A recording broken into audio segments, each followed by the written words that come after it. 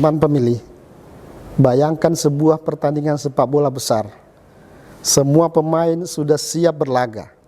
Tetapi tiba-tiba ada yang merasa aturan wasit tidak adil. Atau keputusan yang diambil di lapangan merugikan salah satu tim. Nah, dalam demokrasi ini disebut sebagai sengketa proses. Baik itu sengketa proses pemilu atau sengketa proses pilkada. Sengketa ini tidak bicara tentang siapa yang menang atau yang kalah, tapi lebih pada bagaimana permainan dijalankan. Mulai dari pendaftaran pemain, verifikasi tim, sampai penetapan siapa yang berhak turun lapangan. Apa itu sengketa proses? Nah, dalam undang-undang ini ada dibagi dua, ya, sengketa proses pemilu maupun sengketa proses pilkada. Teman pemilih, apa itu sengketa proses? Dalam demokrasi kita mengenal sengketa proses pemilu maupun sengketa proses pilkada. Nah, sengketa proses pemilu itu diatur dalam Undang-Undang Nomor 7 Tahun 2017 yang menyebutkan bahwa sengketa proses pemilu adalah sengketa yang terjadi antar peserta pemilu atau peserta pemilu dengan penyelenggara pemilu akibat keputusan yang timbul yang merugikan salah satu peserta pemilu.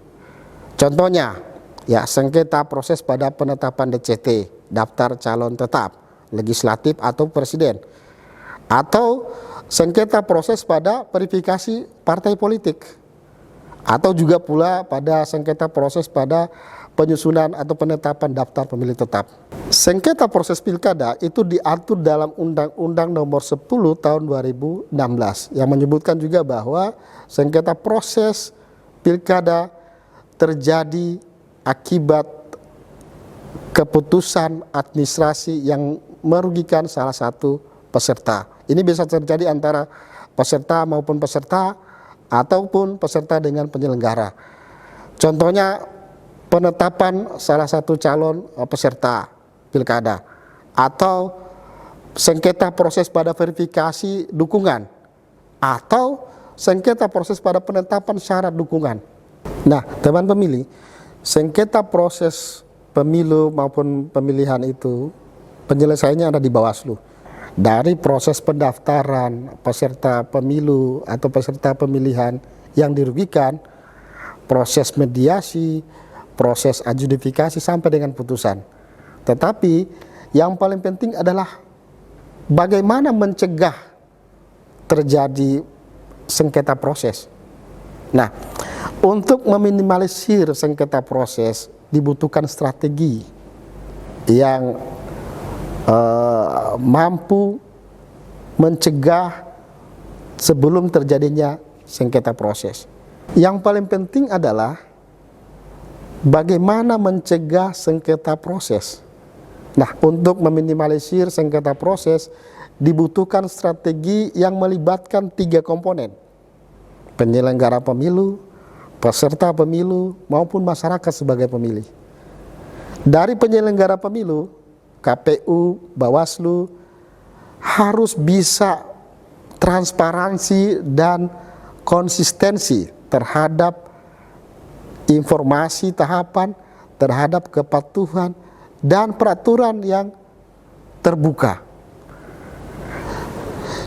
Sosialisasi dan BIMTEK harus memberikan pemahaman yang merata kepada semua penyelenggara, baik di tingkat KPU, di tingkat PPK, sampai di tingkat penyelenggara paling bawah, PPS maupun KPPS, tentang syarat, tentang jadwal dan prosedur. Dokumentasi yang lengkap, menyimpan seluruh bukti administrasi dan keputusan untuk menghindari sengketa berbasis kesalahpahaman.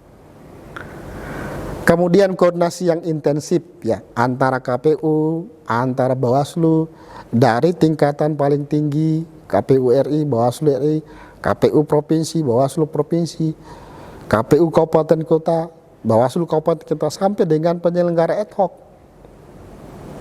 Yang kedua adalah komponen peserta pemilih atau peserta pemilu. Yang pertama adalah kepatuhan terhadap aturan, memberi dan mengikuti peraturan yang berlaku, termasuk jadwal dan prosedur penyelenggaraan tahapan. Yang berikut, kesiapan dokumen. Jadi peserta pemilu itu harus benar-benar siap dokumennya, supaya untuk mencegah terjadinya sengketa yang ditimbulkan akibat tidak ada administrasi atau tidak lengkapnya administrasi. Komunikasi aktif ya, antara peserta pemilu dengan penyelenggara pemilu ya. Yang berikut adalah komponen berikut adalah masyarakat sebagai pemilih.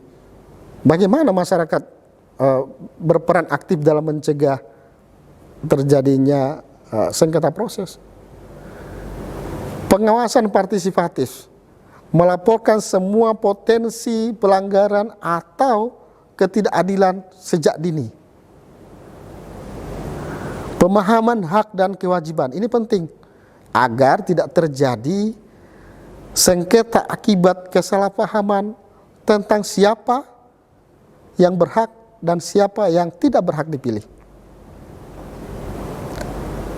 Dan yang paling penting adalah pendekatan preventif ya, baik semua pihak, baik itu penyelenggara pemilu, peserta pemilu maupun pemilih. Bagaimana caranya? Penguatan regulasi ini penting.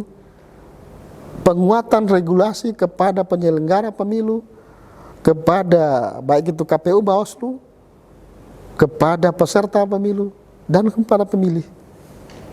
Nah, yang berikut adalah sistem digitalisasi. Ini mencegah supaya kesalahan-kesalahan yang terjadi secara manual itu bisa diminimalisir.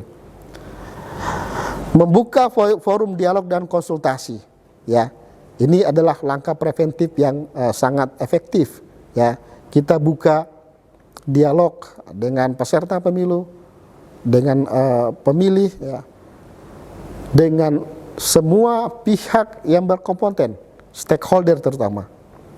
Dengan pencegahan yang tepat, pemilu dan pilkada bisa berjalan dengan adil, damai, dan tanpa drama sengketa. Layaknya pertandingan yang seru yang berakhir dengan jabatan tangan kedua tim. Salam.